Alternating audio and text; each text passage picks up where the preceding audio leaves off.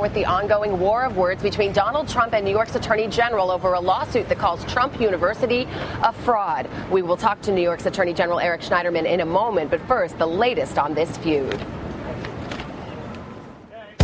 Donald Trump is front and center with Trump University. Success. It's going to happen to you. Donald Trump. Appearing in the ads, promising access to great real estate deals and the best business education from top real estate experts. But New York Attorney General Eric Schneiderman says it was all a fraud. He's filed this lawsuit against Trump, claiming his university was fraudulent and illegal, a bait and switch, bilking students like Sema Tekene out of a total of $40 million. Tekene, who is mentioned in the lawsuit against Trump, was out of work and wanted to learn real estate from the master himself. When you hear the Trump name, it's associated with very successful real estate. What started out as a 3-day, $1,500 seminar eventually ballooned to more than $11,000 in bills. I just felt foolish. I said, I must have been pretty stupid investing so much money in this. Maybe I didn't see something that I should have seen. But it looks like I wasn't the only one. Monday, here on Today, Trump phoned in to defend himself and got personal with the Attorney General. We're dealing with an Attorney General who everyone in New York knows is a total lightweight. Trump claims Schneiderman was trying to extort him. He asked for money recently. During the investigation, he was asking people in my firm, including one of my lawyers, for campaign contributions. Who ever heard of this? He's asking for campaign contributions while he's looking into Trump. Then another bombshell, with Trump suggesting the Attorney General and President Obama were in cahoots.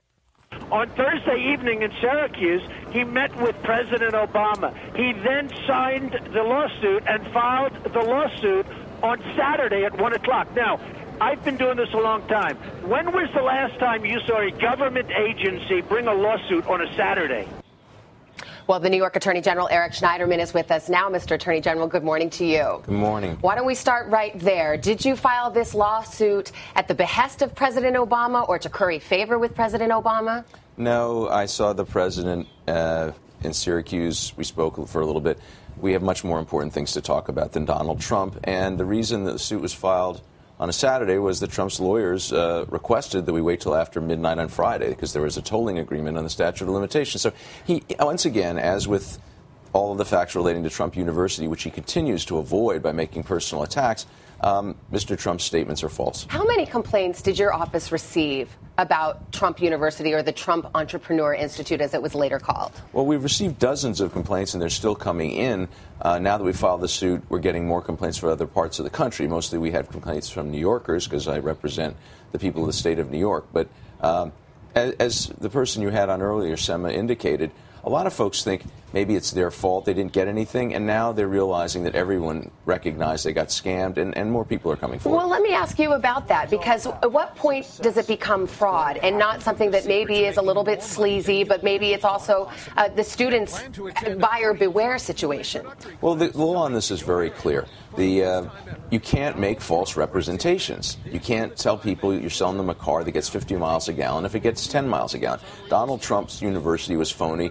First of all, the name was phony. It never registered as a university. They were being chased around by the New York State Department of Education. They kept lying to them and defrauding them. Trump said he was going to teach you his secrets of real estate through his handpicked experts. These people were, the president of Trump U has testified, Trump did not pick one of the instructors, and these guys were not experts. Some of them had just come out of bankruptcy. Some of them were just motivational speakers, and there were no real estate secrets involved. It's important to realize, though, because on one hand, you're saying Trump is very involved in the sense of personally approving the advertising and the marketing, but at the same time, you're also saying, and there seems to be a little bit of a conflict there, that he was very hands-off, that he promised his expertise, but essentially outsourced it to a third party. No, it's very interesting because the former president of Trump U, who has testified under oath that Trump was very interested in the promotional materials. He was the chief pitchman.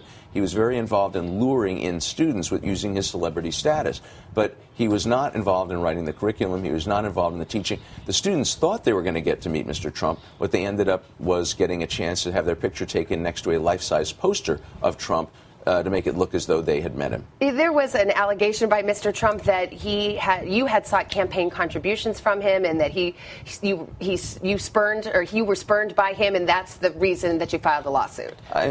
Trump is look. This is very common. Prosecutors are used to people making wild accusations.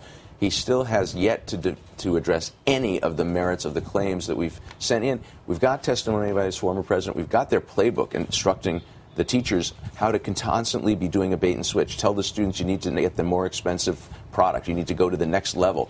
They also, probably the most despicable things, and this is documented, told students to raise their credit limits. Call up your credit card companies, get more credit, and then use that extra credit to buy more Trump programs. There are people who had to move out of their homes. There are people who went heavily into debt for this. This is just disgraceful conduct.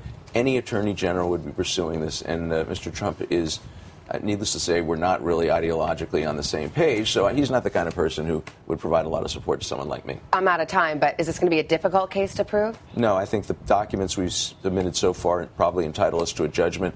I think he's going to want to fight it out in the press, and is a guy who doesn't seem to understand the concept of a bad headline. All right, New York Attorney General Eric Schneiderman, thank you very much.